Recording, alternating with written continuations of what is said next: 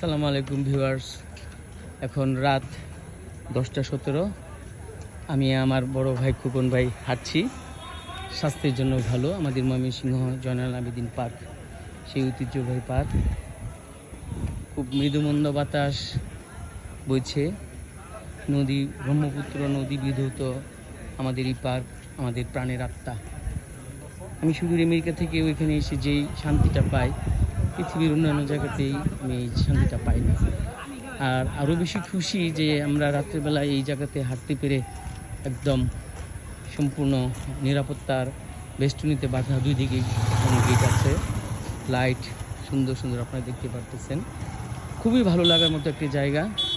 বাংলাদেশের এরকম জায়গা দিয়ে একটি খুঁজে আপনারা পাবেন না। এই যে দেখেন, সবুজ ঘাসের বুকে শেফালির হাসি, সেই রকম, তাই না খোকন ভাই? এবং এখানে টয়লেট করার ব্যবস্থা আছে, পাবলিক টয়লেট। এখানে হরিণ, দিনের বেলায় আসলে আরও সুন্দর লাগে। এখন দিন আর রাত সব সময় মানুষ এখানে আসে এবং হাঁটে। যাদের সময় দিনে হয় না, তারা রাতে এসে এখানে হাঁটে। এবং যাদের ডায়াবেটিস আছে, উচ্চ রক্তচাপ, বিভিন্ন সমস্যা আছে, তারা এখানে এসে সেই ফিজিক্যাল এক্সারসাইজটা করে নেয় এবং আনন্দের খুরাকটাও হয়ে যায়।